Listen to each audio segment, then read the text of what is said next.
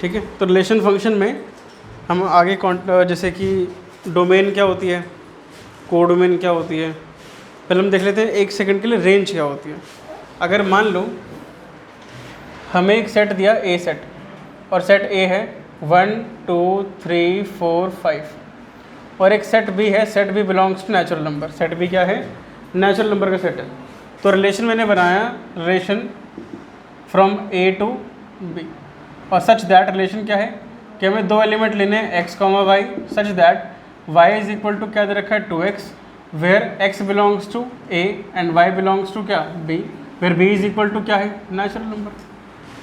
b is equal to क्या है, मैंने सबसेट बोल दिया, हम सॉरी a बिलोंग्स टू बोल देते हैं, अब b लिख दो, बात एक किया, ठीक है। अच्छा, तो इसका मतलब क्या है, रिलेशन में कौन कौन आएगा, रिलेशन में अगर मैं x कहाँ से उठाऊँगा तो मैं रिस्ट्रिक्टेड हूँ। रिस्ट्रिक्ट मतलब मैं रुका हुआ हूँ, किसकी वजह से, a की वजह से, क्योंकि a मेरा लिमिटेड है। a मेरा क्या है, तो मैं x की वैल्यू 1 लूँगा तो मेरा y कितना आ जाएगा 2, मैं x के लिए 2 लूँगा तो y कितना आ जाएगा 4, मैं x के लिए 3 लूँगा तो y कितना आ जाएगा 6, 4 लूँगा तो कितना आ जाएगा 8, 5 लूँगा तो कितना आ जाएगा 10। इसके आगे मैं नहीं जा सकता। b तो कह रहे आगे चले जाओ, पर मैं आगे जा नहीं पा रहा।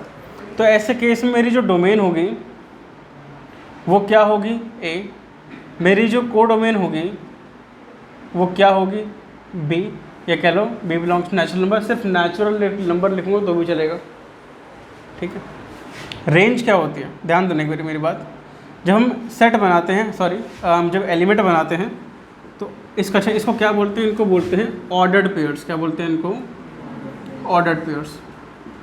जब ये बनाते हैं तो ये जो पहले वाला है ना, ये जो y है, इसको बोलते हैं इमेज ऑफ x। क्या बोलते हैं इसको, इमेज ऑफ, और x को क्या बोलते हैं, प्री इमेज ऑफ y की प्री इमेज, वैसे क्या बोलेंगे x की इमेज, ठीक है।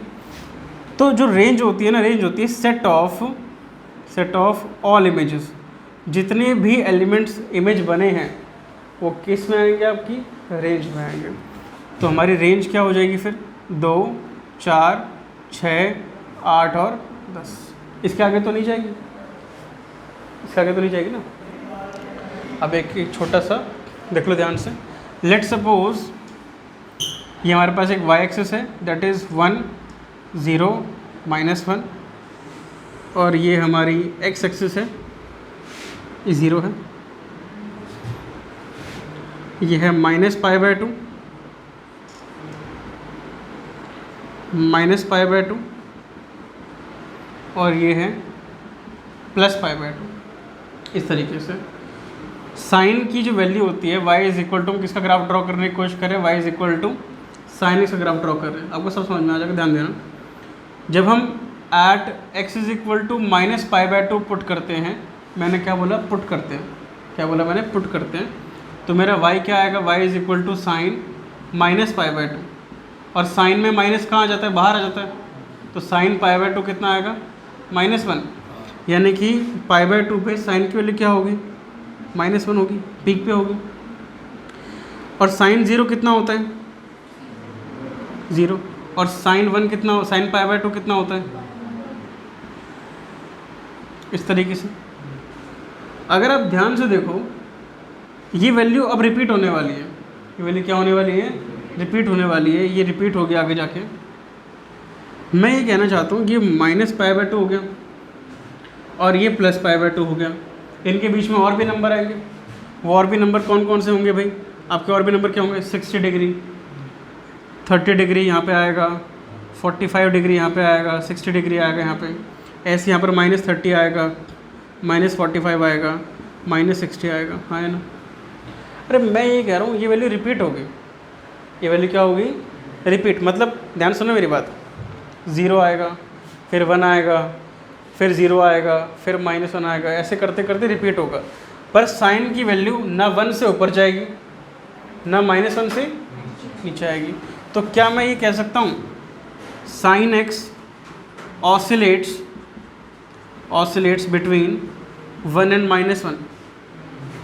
साइन x की वैल्यू 1 और -1 के बीच में क्या करती है, ऑसिलेट करती है। मैंने आपको एक बात बोली थी, क्या कह रहा मैंने, x के लिए -π/2 पुट करी है। मैंने जितनी भी ये वैल्यू है x की सारी क्या करी है, पुट करी है।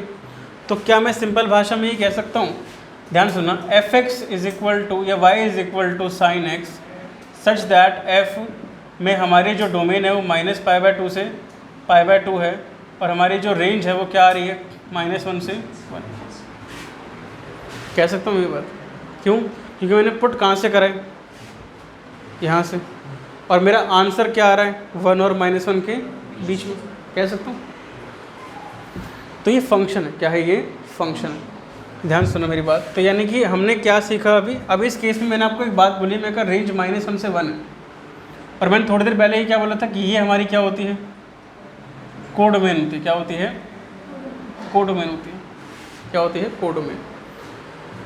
मैं एक छोटी सी बात इंट्रोड्यूस कराना चाहता हूँ कि जब व्हेन हमारी जो कोडोमेन है, हमारी जो क्या है कोडोमेन, जब वो रेंज के बराबर आ जाती है, किसके बराबर आ जाती है, ऐसे फंक्शन को बोलते हैं ऑन टू फंक्शन। क्या बोलते हैं ऐसे फंक्शन को?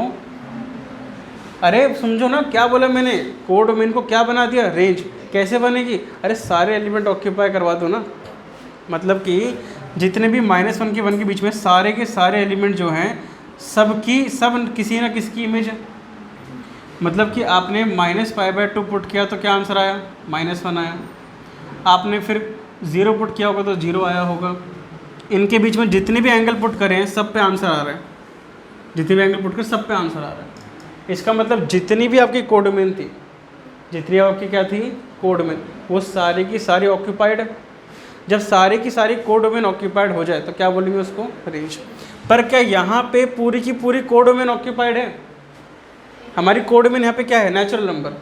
पर क्या हमारे सारे के सारे नेचुरल नंबर ऑक्यूपाइड हैं यहाँ पे? 10 के बाद कोई भी नेचुरल नंबर ऑक्यूपाइड नहीं है, बल्कि बीच में भी छूटे हुए हैं। अरे देखो ना, कोडोमेन में नेचुरल नंबर है, देखो हमने 2 लिया, 4 लिया, 6 लिया, 8 लिया, 10 लिया। हमने कोडोमेन में से 1 नहीं ले रखा, कोडोमेन में से 3 नहीं ले रखा, कहाँ गए ये? यानी कि ये हमारे पास क्या है, ये सिर्फ एक रिलेशन है। क्या है? सिर्फ ये फंक्शन नहीं है हमारे पास। अभी समझेंगे कि रिलेशन फंक्शन में क्या अंतर होता है। पर मैं आपको बीच में आया तो मैंने बताने की कोशिश करी कि मैं कोडोमेन को कभी कभार ऐसे जैसे है हमारे पास कोडोमेन कभी कभार ऑक्यूपाई नहीं भी होती, और कहीं कहीं ऐसा होता है कि पूरी की पूरी कोडोमेन ही ऑक्यूपाई हो जाती है। पूरी की पूरी कोडोमेन ही क्या हो जाती है, ऑक्यूपाई। एक जनरल जानकारी थी पर उसे समझाने के लिए था। तो अभी मैंने क्या समझाया कि डोमेन क्या होती है, कोडोमेन क्या होती है, रेंज क्या होती है। जितने भी हमारे पास इमेजेस बनेंगी उन सभी का सेट ऑफ ऑल इमेजेस, क्या बोलते हैं इसको, रेंज। यहाँ तक क्लियर है बात? रेंज मतलब क्या होता है, बात कहाँ तक जा रही है, साइन की रेंज, यानी कि साइन की बात कहाँ तक जा रही है, 1 से लेकर -1, हो गया ख़त्म। यानी कि इस केस में साइन की रेंज क्या है, -1 से 1। आए समझ में थोड़ा बहुत? तो एक एग्जांपल ले लेते हैं। यहाँ तक कोई डाउट है तो पूछो फटाफट से, एक बार नोट कर लो यहाँ तक। चलो यहाँ देखो एक बारी, अभी हमने क्वेश्चन किया थोड़ा डायग्राम्स देखते हैं कि हमारे पास एक ए था, ए में क्या क्या था, 1 2 3 4 और 5। एक हमारे पास बी था, पर बी ना एक तरह से इनफाइनाइट सेट है क्योंकि इसमें बहुत सारे एलिमेंट होंगे, 1 2 3 4 5 6 7 8 9 10 एंड सो ऑन, है ना। तो हमारे पास रिलेशन क्या था कि y इज इक्वल टू क्या था, 2x। ये एक हमारे पास रिलेशन था। तो x के लिए 1 पुट करी तो क्या आंसर आया, 2 आया। 2 पुट करी तो क्या आया, 4 आया। 3 पुट करी तो 6 आया। 4 पुट करी तो कितना आया, 8 आया। 5 पुट करी तो 10 आया। तो ये देखो कितने सारे एलिमेंट्स छूट गए। तो जो एलिमेंट कोडोमेन के ऑक्यूपाइड होंगे, जो एलिमेंट क्या होंगे, जो एलिमेंट्स कोडोमेन में से ऑक्यूपाइड होंगे ना, कोडोमेन में से ऑक्यूपाइड हो जाएंगे, वो रेंज में आ जाएंगे। किस में आ जाएंगे, रेंज में। और उनको बोलेंगे इमेजेस। क्या बोलेंगे, इमेजेस ऑफ किसकी, of A set, images of elements of domain, images of elements of domain. Domain के जो एलिमेंट हैं उनकी इमेजेस। और जो ये इमेज बना रहे हैं आप इनको बोलते हो प्री इमेज। क्या बोलते हो इनको, प्री इमेज, ये बोलते हो। आई बस समझ में। जो ऑक्यूपाइड होंगे ना उनको बोलेंगे इमेजेस, और जो इमेजेस का सेट बनेगा उसको क्या बोलेंगे, रेंज। क्या बोलेंगे उसको। चलो नेक्स्ट एक क्वेश्चन ट्राई करते हैं, ध्यान देना एक बारी। हमें क्वेश्चन में क्या दिया गया, थोड़ा बेसिक क्वेश्चन है ताकि थोड़ा बहुत समझ में आए। हमें क्वेश्चन दिया गया कि if number of elements in A set is equal to 5, number of elements in B set is equal to 4, find N A cross B and N A cross B N of A cross B intersection B cross A. अब ध्यान देना, थोड़ा सा आसान सा है वैसे तो, समझने वाली बात है कि मैं ऊपर देखो ध्यान से एक बार। ऊपर में ये जितने भी एलिमेंट्स हैं सब ने इमेजेस बनाई हैं, सब ने क्या बनाई हैं, इमेजेस बनाई हैं। डिपेंड करता है जब हम ए क्रॉस बी करते हैं ना, जब ए क्रॉस बी करते हैं तो ये जितने भी 5 एलिमेंट्स हैं, ये 5 एलिमेंट्स क्या बनाएंगे, इन चारों के साथ इमेज बनाएंगे। यानी कि हर एक एलिमेंट की कितनी इमेज आएगी, 4। अगर एक एलिमेंट की 4 इमेज है, समझ में नहीं मैं क्या बात कर रहा हूँ। अगर मैं डायग्राम से बताऊँ कि हमारे पास ये एक बी है, ये ए है और ये बी है, और जब ए क्रॉस बी करेंगे तो ए बी सी डी ई, इसको मान लेते हैं जी एच आई जे। तो ये हर एक एलिमेंट इन चारों के साथ इमेज बनाएगा। तो हर एलिमेंट की कितनी इमेज, 4। हर एलिमेंट की 4 इमेज है, हर एलिमेंट कितनी है, 4 है। तो इसकी भी 4 होगी, इसकी भी 4, इसकी भी, हर किसी की 4 है, तो 5 को 4 से मल्टीप्लाई कर दो। तो यानी कि अगर हमें ए क्रॉस बी पता करना है, ए क्रॉस बी में कितने एलिमेंट्स हैं, तो सीधे सीधे क्या करेंगे, एन ए को किससे मल्टीप्लाई कर देंगे, एन बी से। तो कितना आंसर आएगा मेरे पास, 5 × 2 में 4, कितना आ जाएगा, 20 आ जाएगा। पर क्या ये बात बी क्रॉस ए के लिए भी वैलिड होगी, दिमाग लगाओ जरा, क्या ये बात बी क्रॉस ए के लिए वैलिड होगी? क्यों, अगर ये बंदा इमेज बनाने जाएगा, अगर ये जो बी है अगर ये इमेज बनाने जाएगा, that is G H I J A B C D E F, 5 हो गए ना, ज़्यादा तो नहीं कर दिया, 5 करने। तो ये बनाएगा कितनी इमेज, 5। तो हर एलिमेंट 5 बनाएगा, ये भी 5, ये 5, इस बार क्या आंसर आएगा, इस बार 20 आएगा। यानी कि सीधे सीधे कह सकते हैं एन बी इंटू में एन ए, ये भी वही रहेगा, sorry is equal to N into में बी क्रॉस है। अब मेन मकसद ये है, क्या ए क्रॉस बी और बी क्रॉस ए में कुछ कॉमन होगा? अरे कैसे हो सकता है कॉमन, कॉमन कैसे हो सकता है? क्या मैं ये कह सकता हूँ कि A is B is equal to G A, कह सकता हूँ? बिल्कुल नहीं कह सकता। क्यों? क्योंकि ये भाई साहब इस बार ये हमारी इमेज है इसमें, और इसमें हमारी इमेज कौन है, दिस इज नॉट इक्वल, ये इक्वल नहीं है। हाँ, पर ऐसे अगर मान लो अगर आप बोलो 1, 1 इज इक्वल टू 1, 1, हाँ मैं बोलूँगा हाँ बिल्कुल सेम है ना, क्या है, बिल्कुल सेम। पर अगर आप मेरे से बोलो कि 1, 2 डज इक्वल टू 2, 1, मैं मना कर दूंगा साफ साफ, नहीं। तो इस केस में क्या दोनों में कुछ सेम आएगा? नहीं आएगा। तो अगर आपसे कोई बोलेगा कि बताओ ए क्रॉस बी और इंटरसेक्शन बी क्रॉस ए में क्या कॉमन है, तो आप बोलोगे 5, कुछ कॉमन नहीं है। और कुछ कॉमन नहीं है तो इनमें नंबर ऑफ़ एलिमेंट्स कितने आएंगे भाई, क्या आएगा नंबर है, आंसर 0 आएगा, 5 आएगा, 0 आएगा ना, नंबर ऑफ़ एलिमेंट्स की बात करें ना। अच्छा 5 मतलब क्या होता है, एम्प्टी सेट। 5 मतलब क्या था, एम्प्टी सेट था। ठीक है, चलो नेक्स्ट। हमें क्वेश्चन दिया गया, क्वेश्चन में बोला गया कि एन ए, क्वेश्चन है एन ए में कितने एलिमेंट्स हैं, 3 हैं। एन बी में कितने एलिमेंट्स हैं, 2 हैं। और हमें दे रखा है कि if x, 1 x, 1 y, 2 z, 1 are in A cross B, ये किसके अंदर है, ए क्रॉस बी के अंदर है। तो find A and B and find X Y Z. कह रहे हैं ए सेट बताओ, बी सेट बताओ और एक्स वाई और जेड बताओ। तो ए क्रॉस बी निकाल रहे, तो कुछ मेरे ख्याल से क्या मुश्किल क्वेश्चन है ये? मुश्किल तो नहीं है, क्योंकि देखो रिपीटिशन चल रही है। उसने ये नहीं कहा कि यही हैं सिर्फ, और भी हैं। उसने ये नहीं बोला सिर्फ ये हैं, उसने क्या बोला, और भी हैं। पर आप देखो ना 1, 2, 1 क्या है, 1, 2, 1 है। यानी कि अगर मैं ऐसा मानूँ इसमें 3 एलिमेंट है, इसमें 2 हैं। अगर मैं 1 सेकंड के लिए अज्यूम भी कर लूँ कि ये एक्स वाई और ये है सिर्फ 1 और 2, तो x की इमेज 1 के साथ, x की इमेज 2 के साथ, फिर y की इमेज 1 के साथ, फिर y की इमेज 2 के साथ, फिर z की इमेज 1 के साथ, फिर z की इमेज 2 के साथ। तो हो सकता है, पॉसिबल आ रहा है, पॉसिबल आ रहा है। तो a क्रॉस b में ये है, तो इस हिसाब से जो x होगा वो क्या होगा, x y और b क्या होगा फिर, अब हमें एक्स वाई और जेड की वैल्यू बतानी है। इसमें हमें कुछ गिवन है क्या? नहीं सॉरी, हमें एक्स वाई जेड नहीं बताना, हमें सिर्फ यही बताना था। तो आसान क्वेश्चन था। क्लियर है बात यहाँ तक सभी को? चलो नोट करो फटाफट से, फिर एक और क्वेश्चन कराता हूँ।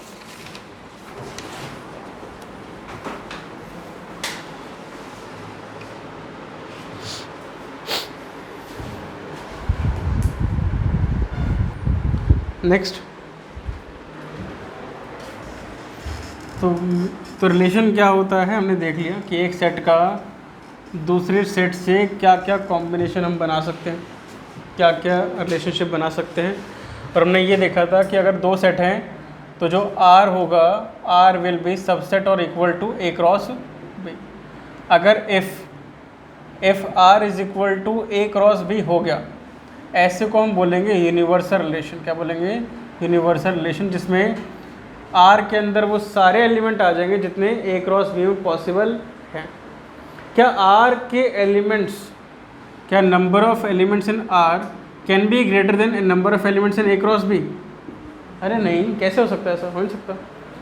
R तो खुद A क्रॉस B का पार्ट है। अगर ये A क्रॉस B पूरा का पूरा सेट डिनोट कर रहा है तो R तो खुद इसका एक छोटा सा पार्ट होगा। तो क्या R के एलिमेंट A क्रॉस B से ऊपर जा सकते हैं? कभी भी नहीं, हो नहीं सकता। That is not possible. चलो, तो ऐसे रिलेशन क्या बोलेंगे हम? यूनिवर्सल रिलेशन बोलेंगे, जब हमारा जो R होगा वो A क्रॉस B के बराबर आ जाएगा। अदरवाइज हम क्या कह सकते हैं? R will B A subset of A cross B। R is a subset of A cross B। तो अभी तो थोड़ा बोरिंग सा है, अब उठाते हैं थोड़ा क्रिस्प, थोड़ा सा ना, कि अब पता लगेगा कि रिलेशन क्या होता है। देखो ध्यान से, हम ऐसे बोलेंगे R is a relation such that integer to integer, एक लाइन ड्रॉ कर देता है, पता चल सके कि इंटीजर को एक नंबर लाइन पे क्या कर सकते हैं? डिनोट कर सकते हैं। सच दैट हमें बोला गया R is equal to X comma Y such that X square plus Y square should be equal to 25, where X comma Y both belongs to क्या? इंटीजर। यानी कि इंटीजर में ऐसी वैल्यू बतानी है। अब ध्यान से देना मेरी बात, बिल्कुल ध्यान सुनना। ये अगर ऐसा बोला है तो पक्की बात है ये z क्रॉस z में से बात कर रहा है। इंटीजर का इंटीजर से रिलेशन निकालना है, जो कि कितना होगा? बहुत सारा। जो कितना होगा? बहुत सारे, इनफाइनाइट। और कैन भी कह सकते हैं अनकाउंटेबल। और R क्या होगा? इसका सबसेट होगा। तो अब ध्यान सुनो मेरी बात कि z क्रॉस z के इतने सारे एलिमेंट्स हैं। अब हमने एक छलनी लगा दी। छलनी क्या कह रही है कि इसके अंदर वो, आपको ध्यान सुना, आपको रिफ्लेक्सिव, सिमेट्रिक, ट्रांजिटिव सभी समझ में आएगा जब आपको समझ में आ जाए कि रिलेशन में क्या आएगा। इसमें बहुत सारे आएंगे, पर रिलेशन में ये एक लक्ष्मण रेखा की तरह है। इसमें वो आएगा जो इस कंडीशन को सेटिस्फाई करेगा। तो इस कंडीशन सेटिस्फाई वो करेंगे जिनका स्क्वायर का सम 25 है। अगर सभी को हो याद तो क्या होगा? 0,5, 5,0।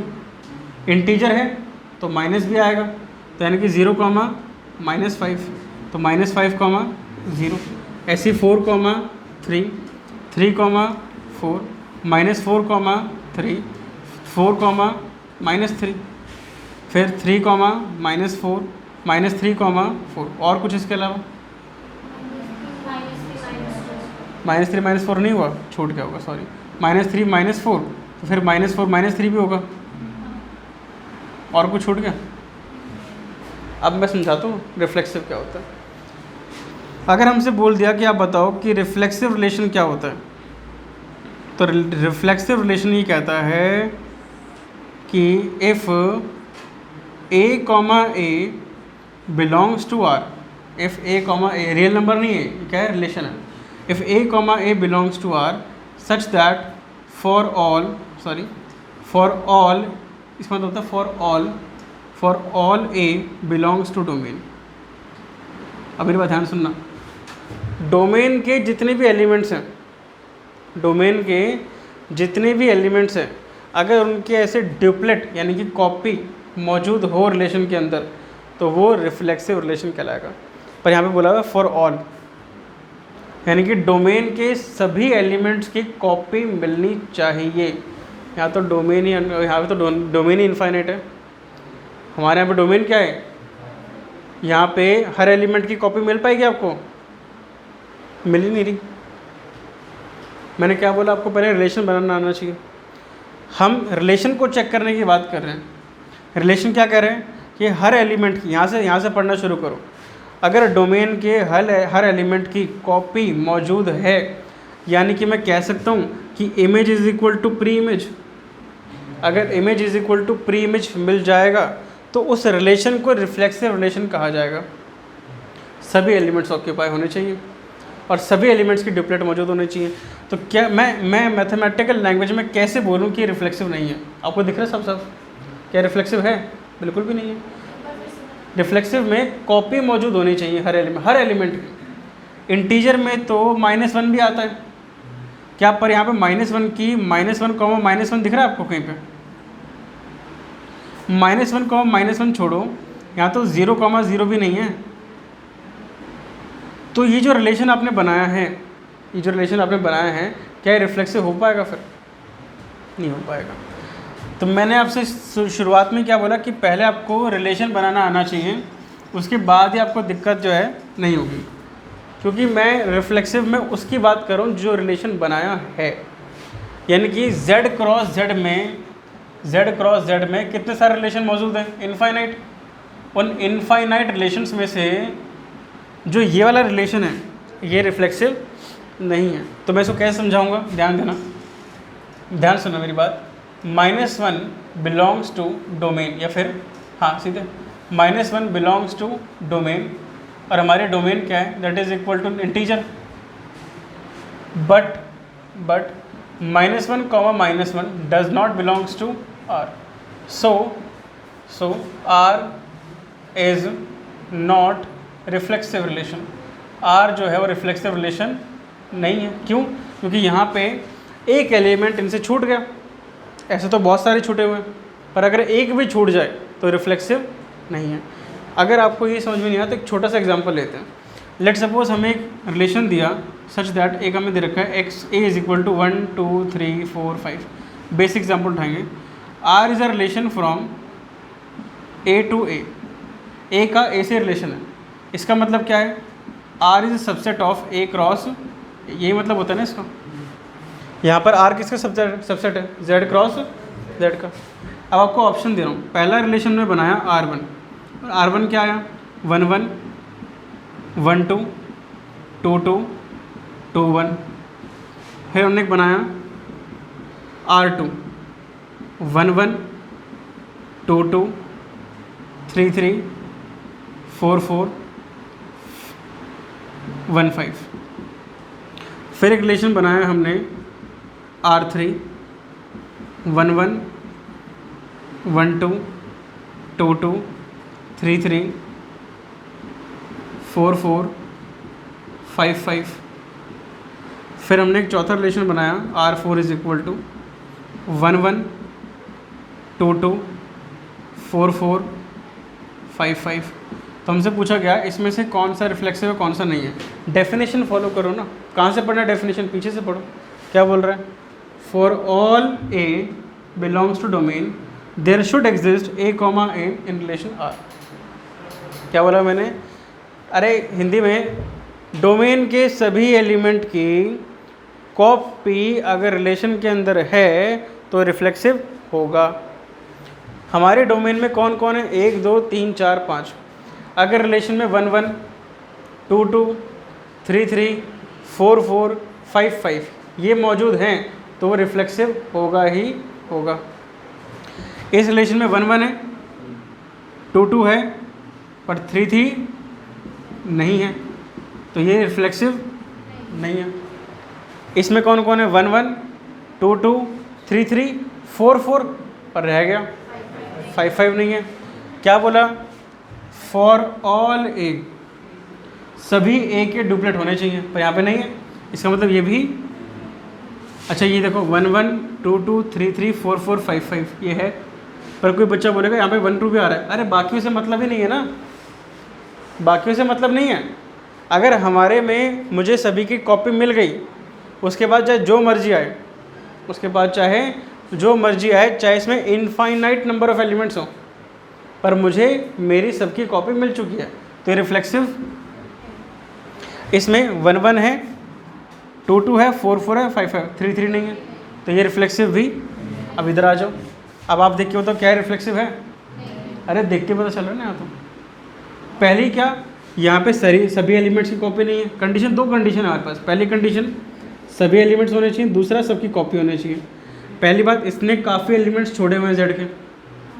कौन है? -1 ही छोड़ दिया, एक ही उठा लो ना। यहाँ पे -1, -1। चलो अगर मान लेते इसमें 0 है, 0 ले लिया, पर 0, 0 नहीं है, तो ये क्या है? ये रिफ्लेक्सिव। क्या एक आइडेंटिटी फंक्शन एक रिफ्लेक्सिव रिलेशन हो सकता है? आइडेंटिटी फंक्शन क्या होता है? y = x होता है। क्या होता है? y = क्या ये रिफ्लेक्सिव रिलेशन है? अरे हो तो रहे हैं भाई। ऑर्डर्ड पेयर क्या होता है? x, और y की जगह क्या लिखना है? हो गई ना कंडीशन सेटिस्फाई? नहीं हुई? अभी करते हैं इसको, तो हमें समझ में आया कि रिफ्लेक्सिव रिलेशन क्या होता है। रिफ्लेक्सिव रिलेशन ये होता है, हमें 2 पॉइंट फॉलो करने हैं, सारे एलिमेंट्स कवर करने हैं और सभी एलिमेंट्स की कॉपी होनी चाहिए, तो रिफ्लेक्सिव रिलेशन कहलाएगा। अगर बाई चांस किसी की कॉपी छूट गई तो रिफ्लेक्सिव नहीं है। दूसरा, अगर सभी कॉपी मिल जाती है तो उसके अलावा चाहे हाथी घोड़ा सब कुछ घुसा दो, हमें कोई मतलब। क्लियर है बात यहाँ तक सभी को? नोट करो फटाफट से। नेक्स्ट एक एनसीईआरटी का क्वेश्चन देखो।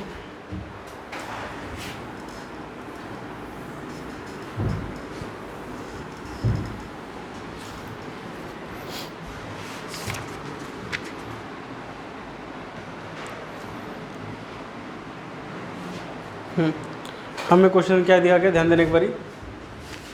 बोला गया R is a relation of A to A such that R is equal to में दिया गया x, y where x belongs to integer and x की वैल्यू जो है वो है 0 से लेके 12 तक के बीच में। x की वैल्यू क्या है? 0 से लेके 12 तक के बीच में। सॉरी, ये सेट A है, ये सेट A है। वेयर रिलेशन हमें क्या दिया गया? रिलेशन दिया गया x, y where x minus y is a multiple of 4, multiple of 4। कितनी खतरनाक सी बात है कि A Z का सबसेट है और हमारा R A का सबसेट है। क्या करूँ मैं कि Z का सबसेट कौन है? A, और A का सबसेट कौन है? R। ये तो है ना। तो अगर मैं A बताऊँ तो A हमारा क्या होगा? A में सिंगल एलिमेंट आएगा। मैंने 2 लिख दी गलती से।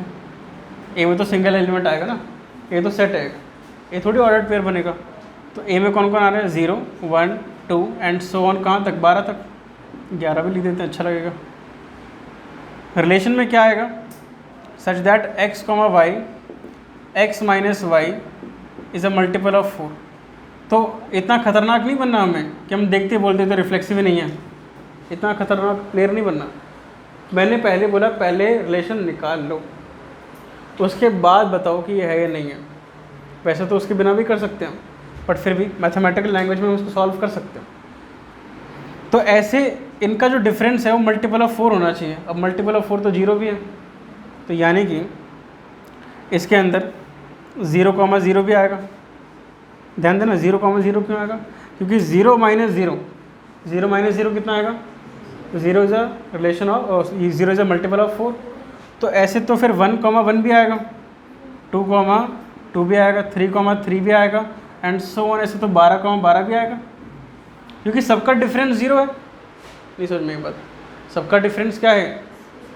अरे मान लो मैंने आपसे बोला कि x minus Y is a multiple of 4, इसका मतलब क्या है? x माइनस 4 से डिवाइड हो जाए ना, तो 0 क्या 4 से डिवाइड नहीं हो पाता? हो जाता है, 4 0 ज़ा।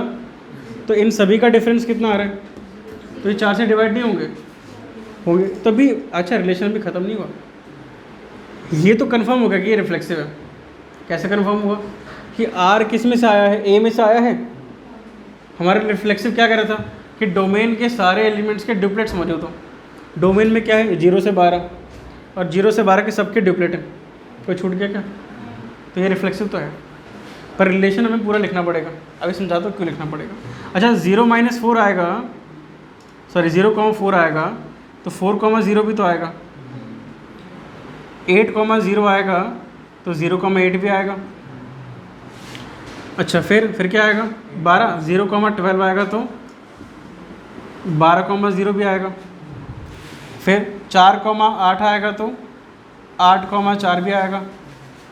2,6, 6,2 आएगा तो 2,6 भी आएगा। 8,12 आएगा तो वो भी लिखता हूँ अभी 12,8 भी आएगा। फिर 4,12 आएगा तो 12,4 भी आएगा। और कुछ छूट गया मेरे से, चेक कर लो एक बारी, और कुछ छूट गया नहीं छोटा, जिनका डिफरेंस क्या आता हो 4 का मल्टीपल आता है। 4 के टेबल में 4 आता है, 0 आ गया, 8 आ गया, 12 वाला आ गया। 12 का डिफरेंस तो आएगा नहीं ना कहीं पे भी।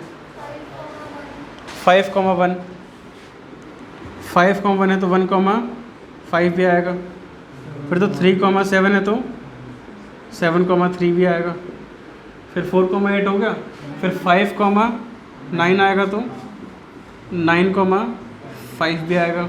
और 10 - 2 10,2 10,2 आएगा तो 2,10 भी आएगा। और कोई रह गया? -4 है ही नहीं ना हमारे ए में।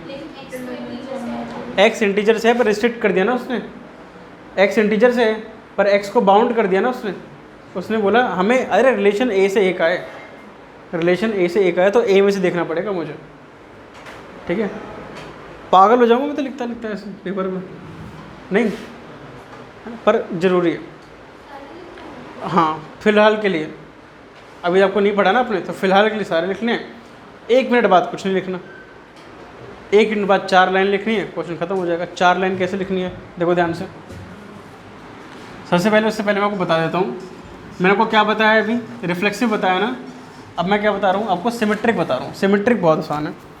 सिमेट्रिक देखना, सिमेट्रिक की डेफिनेशन समझाता हूँ। सिमेट्रिक क्या कह रहा है, फॉर सिमेट्रिक रिलेशन, अगर कोई सिमेट्रिक रिलेशन है तो उसकी कंडीशन क्या है, if A, B belongs to R and B, A also belongs to R। अगर A, B R से बिलोंग कर रहा है और B, A भी कर रहा है, उल्टा उसका उल्टा कर रहा है, for all A, B belongs to domain. ये भी तो वही कह रहा है जो रिफ्लेक्सिव कह रहा था, ये भी तो वही कह रहा है कि हर एलिमेंट के उल्टे मौजूद हो।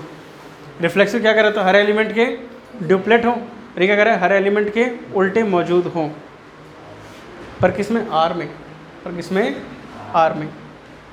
पहले आप रिफ्लेक्सिव चेक करो, क्या है रिफ्लेक्सिव है। रिफ्लेक्सिव में ये जितने, दोबारा सुन लेना जिसको रिफ्लेक्सिव समझना दोबारा सुनना, जितने भी ए के एलिमेंट्स है, रिफ्लेक्सिव की डेफिनेशन क्या थी, रिफ्लेक्सिव की डेफिनेशन ये थी कि if A, belongs to R, पर यहाँ लिखा हुआ था क्या, for all A belongs to domain. Domain के हर एलिमेंट के क्या होने चाहिए, ड्यूप्लेट। डोमेन में कौन कौन है, 0,0। ये डोमेन कैसे यार, लिखा हुआ है ना ऊपर, ये डोमेन है, ऊपर लिखा है डोमेन है। और कोडोमेन कौन है, कोडोमेन भी ए है। इसका उल्टा है 0 का है, 1 का उल्टा है, 2 का उल्टा है, 3 का उल्टा है, 4 का उल्टा भी होगा, 5 का भी होगा, 12 का भी होगा। तो यानी कि रिफ्लेक्सिव तो ये है, यानी कि इट इज़ रिफ्लेक्सिव। तो मैं कह सकता हूँ, यहाँ मैं कह सकता हूँ इट इज़ रिफ्लेक्सिव। अब बात करते हैं सिमेट्रिक की। सिमेट्रिक क्या कह रहा है कि रिलेशन के अंदर, अगर देखो सुनना मेरी बात, हिंदी में पढ़ना है इसे, अगर A, B है तो उसका उल्टा होना चाहिए।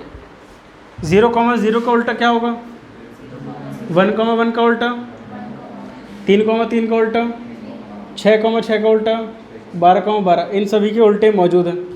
यहाँ तक का चेक हो गया। अगला 0,4 है तो 4,0 भी है, 8,0 है तो 0,12 है तो हर किसी का उल्टा है यहाँ पे है, तो यानी कि तो सिमेट्रिक भी है। पर सिमेट्रिक में क्या बोला, सारे ए और बी के लिए, क्या सभी के लिए उल्टे मौजूद है, हाँ है। हर कोई एलिमेंट यहाँ पे क्या है, ऑक्यूपाई हो रहा है। तो आप क्या बोलोगे, it is symmetric also, it is symmetric. पर कुछ टीचर ऐसे नहीं करवाते, वो मैथमेटिकल जाते हैं, वो दिखाते हैं कि हमें मैथ्स आती है, हम भी दिखाएंगे हमें मैथ्स आती। कैसे भाई, सिंपल सी बात है, वो क्या मांग रहा है आपसे, क्वेश्चन देखो, x, y is a multiple of 4, हाँ है ना। ध्यान देना बहुत ध्यान से। x, belongs to R as modulus of x minus x is equal to 0 is a multiple of 4। Is a multiple of 4। अब जिसको समझ में आ गया उसको आ गया क्या भाई, अरे x, y तो रिलेशन में होगा ही ना, क्यों? क्योंकि x माइनस एक्स 0 आता है और 0 4 का मल्टीपल है। अभी ना आपको सिर्फ ये समझ में आया कि मैंने लिखा क्या, आपको ये समझना रिलेशन कहना क्या चाहता है। मैंने क्या बोला, रिलेशन एक तरह की छलनी है जो ये बताएगी कि तुम इस कैटेगरी में हो तो अंदर आ जाओ। तो कैटेगरी क्या कह रही है कि भाई मल्टीपल ऑफ 4 होना चाहिए। तो मैंने क्या बोला, ऑब्वियसली x, x तो R में होगा ही, क्योंकि x माइनस एक्स 0 आता है और 0 4 का मल्टीपल होता ही है, और ये सभी के साथ होगा। तो मैं क्या बोलूँगा, for all x belongs to domain, और हमारी डोमेन कौन है, ए। तो क्या बोलूँगा, इट इज़ रिफ्लेक्सिव। ये तो रिफ्लेक्सिव हो ही जाएगा। मतलब मैंने सिर्फ कहाँ तक की बात करी, यहाँ तक की, मतलब मैंने नीचे वाले लिखे नहीं है। और एक तरह से नीचे वाले कहाँ लिखे हैं मैंने सिर्फ ये तो बोला x, x की बात कर रहा हूँ, मतलब मैं नीचे वालों की बात नहीं करी है। अगर मैं बात करूँ सिमेट्रिक के लिए, तो सिमेट्रिक क्या कहता है, x, y अगर आ रहा है तो y, x भी आना चाहिए उसका उल्टा। तो मैं बोलूँगा x, y, ध्यान देना मैं एक कंडीशन लिख रहा हूँ, if x, y belongs to R as x minus y is a multiple of 4। मान लेते हैं कि x, y इसमें आ रहा है क्योंकि x और x minus Y multiple of 4 है। अरे तो मॉड्यूलस लगाया ना भाई साहब ने, अगर इसने मॉड्यूलस लगाया है तो so y, x also belongs to R as y minus X भी तो मल्टीपल ऑफ 4 आएगा। फिर मॉड्यूलस लगाने से क्या फ़र्क पड़ जाएगा आपके पास, अगर 0 माइनस 8 करा है और वो 4 से डिवाइड हो रहा है मॉड्यूलस के बाद, तो वो 8 माइनस 0 भी तो हो जाएगा। वही तो कह रहा है नीचे वाली बात। अब जिनको समझ में आया उसको दिल दोबारा, पहले उसने क्या बोला, एक रिलेशन है ए का ए से, फिर उसने ए को क्या कर दिया, रिस्ट्रिक्ट कर दिया कि ए इंटीजर है और 0 से 12 तक जा रहा है। फिर उसने ए लिखवाया मुझे, फिर कह रहा है रिलेशन में वो आएंगे जो x माइनस वाई, जो इस कंडीशन को सेटिस्फाई करेंगे। जो किसको सेटिस्फाई करेंगे, इस कंडीशन क्या है भाई, मल्टीपल ऑफ 4 आना चाहिए। तो किसी ने बोला सर एक काम करो ना, आप 2,7 लिख दो। अरे मैं कहा 2,7 इस छलनी से नहीं गुजर पाएगा। छलनी का कह रही है डिफरेंस करो तो 4 का मल्टीपल है, इसका डिफरेंस 5 आ रहा है, ये 5 का मल्टीपल है, तो ये इसमें नहीं आएगा। पहले रिलेशन बनाना है और फिर चेक करना है, तो बन गया रिलेशन। सिमेट्रिक कंडीशन क्या है, अगर रिलेशन के अंदर, ध्यान सुनना, अगर, इसका मतलब क्या होता है, अगर रिलेशन के अंदर a, b है और अगर उसी के अंदर b, a, b मिल जाए, अगर रिलेशन के अंदर a, b है, मतलब रिलेशन में a, b होना, a, b जरूर होना चाहिए, तभी तो चेक करोगे, ये बिना चेक करे बता दोगे। अगर इसमें 0,4 आ गया तो क्या बोलेंगे फिर, भाई ज़बरदस्ती है कि 4,0 भी होना, ये मैं कह रहा हूँ। अगर 0,4 आ गया, अगर बाई चांस ने किसी ने आँख रख के बोल दिया कि भाई इसमें 0,10 आ रहा है, तो बताइए सिमेट्रिक होगा, मैं बोलूँगा अगर 10,0 है तो पक्का होगा, क्योंकि इसने खुद बोला ना 0,10 है। तो मैंने कहा अगर 12,8 है, इसका उल्टा अगर 8,12 मिल जाए तो ये सिमेट्रिक है, पर एक के लिए नहीं, हर एक के लिए। अगर बाई चांस इसमें सारे मौजूद हैं, सब, पर बाई चांस एक छूट गया, 8,12 लिख दिया और आपने लिखा कि 8,12 belongs to R, but 12,8 does not belongs to R, तो एक छूट गया ना। आपने 50 लिख दिए, 51 रह गया, तो ये सिमेट्रिक नहीं कहलाएगा, क्योंकि उसने क्या बोला, फॉर ऑल, हर किसी के लिए, हर किसी के लिए ऐसा होना चाहिए। हाँ है ना, यहाँ तक क्लियर है बात, क्या बोलना चाह रहा हूँ मैं। अब इसको मैथमेटिकल भाषा में कैसे लिखा मैंने, कि ऑब्वियसली x, y तो आएगा ही आएगा। क्यों आएगा, अरे x माइनस एक्स 0 आता है और वो 4 का मल्टीपल होगा, तो पक्की बात है तो मिलेगा ही मिलेगा आपको। फिर अगर x, y बाई चांस अगर है, क्या बोला मैंने, x, y बाई चांस अगर है, किसी ने मेरे से बोला भाई एक रिलेशन है उसमें x और y आ रहा है और वो 4 का मल्टीपल है उसका डिफरेंस, तो मैंने कहा y, x भी तो आएगा, फिर वो भी तो उसका वो भी तो 4 का मल्टीपल आएगा, और आपने मॉडुलस भी तो लगा रखा है। तो वही वाली बात है, 0,8 और 8, तो यानी कि अगर x, y इसमें है, क्योंकि ये इसका मल्टीपल है, और उल्टा कर दिया तो वो भी तो x 4 का मल्टीपल आएगा। सोच के देखो ना, तो अगर देखो क्वेश्चन में अगर मान लेते हैं लिखने को आए तो इतना लंबा जाना पड़ेगा, रिलेशन निकालना पड़ेगा। अगर आपके अंदर थोड़ी बहुत सूझबूझ है तो यहाँ तक करने का तो आपको सिर्फ कितनी लाइन लिखनी है, 2 लाइन लिखनी है ना। पर मेरी बात मानो, अगर आपको आंसर अपना परफेक्ट बनाना है तो ये लिखो, ये भी लिखो और ये भी लिखो, तो ये कैसे परफेक्ट आंसर बन जाएगा। क्यों? एग्जाम्पल दे दिया और मैथमेटिकल लैंग्वेज भी लिख दी, आंसर हो गया। कैसा हो गया आंसर? परफेक्ट हो गया। नहीं समझ में एक बात, नोट करो अगर आ गई तो फटाफट से। देखो यहाँ देखो सभी, अब एक क्वेश्चन अगर ऐसा आ जाए बाई चांस हमें नंबर ना हो, फिर क्या करोगे? फिर तो आपकी मजबूरी है क्योंकि ये लिखना पड़ेगा। क्या क्वेश्चन आए बाई चांस, लिखो ध्यान से पूरी। मान लो ऐसे दे दिया हमें, relation is a from natural number to natural number.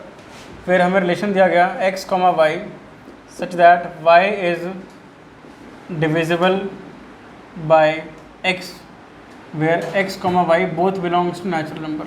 हमसे पूछा गया क्या ये रिफ्लेक्सिव और सिमेट्रिक है, तो आप बोलोगे पता नहीं, चेक करना पड़ेगा।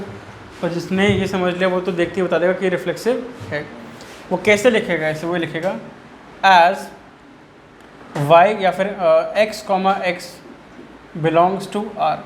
पहले मैं आपको समझाना चाहता हूँ कि रिलेशन क्या कह रहा है। रिलेशन ये कह रहा है कि भाई आपका नेचुरल नंबर से नेचुरल नंबर है, यानी कि रिलेशन जो होगा वो सबसेट होगा किसका? Natural numbers into natural number का, n क्रॉस n का सबसेट होगा। रिलेशन में वही एलिमेंट्स आएंगे जो इस कंडीशन को सेटिस्फाई करेंगे। एग्जाम्पल 1, 2। 1, 2 क्यों आया? क्योंकि 2 जो है 1 से पूरा का पूरा क्या हो जाएगा? डिवाइड हो जाएगा। समझ में बात? अरे तो सेम नंबर तो अपने आप से डिवाइड हो जाता है। 1, 1 1 1 से डिवाइड कर सकते हैं, 2 2 से डिवाइड कर सकते हैं, 3 3 से। तो क्या मैं ये कह सकता हूँ कि as x, x belongs to r, as x is divisible by x for all x belongs to क्या? डोमेन। डोमेन क्या है? Natural number. हर एलिमेंट के साथ ऐसा होगा। तो फिर ये तो क्या है? It is reflexive.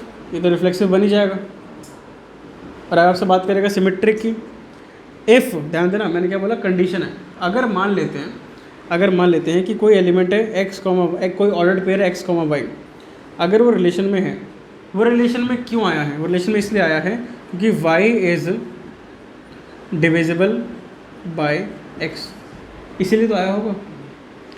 But y, x does not belongs to r। क्यों? अरे जैसे ये कंडीशन है 1, 2, तो 2 1 से डिवाइड हो रहा है, पर क्या 1 2 से डिवाइड हो पाएगा? तो वही तो कि अगर y is divisible by x, यानी कि y बाय x हो रहा है, पर x बाय y नहीं हो पाएगा। फिर वो इनमें तो हो जाएगा, पर मान लेते हैं, अब मैं समझाता हूँ, y, x does not belongs to r as x is not divisible by y। मैंने क्या बोला? हमें एक एलिमेंट चाहिए जो उसको क्या कर दे? प्रूफ कर दे। और वो हमारे पास ऊपर लिखा हुआ। मैं क्या लिखूँगा इसमें? मैं इसमें ये लिखूँगा, ध्यान देना, मैं इसमें ये लिख दूँगा कि 1, 2 belongs to r। 1, 2 belongs to r। क्यों? क्योंकि 2 इज़ डिविजिबल बाय x। हाँ है ना? 1, यानी कि रिफ्लेक्स सिमेट्रिक क्या कहता है? अगर बाई चांस 1, 2 आपको मिल गया, यानी कि x, y मिल गया, तो मजबूरी है, फंस गए कि आपको y, x भी चाहिए। बट हम यहाँ पे ये अटक गया कि भाई 2, 1 जो है वो रिलेशन में नहीं है, as 1 is not divisible by 2। हाँ या ना? भाई 2 बाय 1 हो सकता है, पर 1 बाय 2 नहीं हो सकता। बात फंस गई ना? तो मैंने क्या किया? मैंने रिलेशन लिखा, मैंने तो मैथमेटिकल टर्म्स लिखी, और लास्ट में क्या दे दिया? एक एग्जांपल दे दिया। तो मेरा आंसर कैसा बन गया? फिर एक परफेक्ट आंसर बन गया। कैसा आंसर बन गया? एक परफेक्ट आंसर बन गया। क्लियर बात है तक सभी को? नोट करो फटाफट से इसे।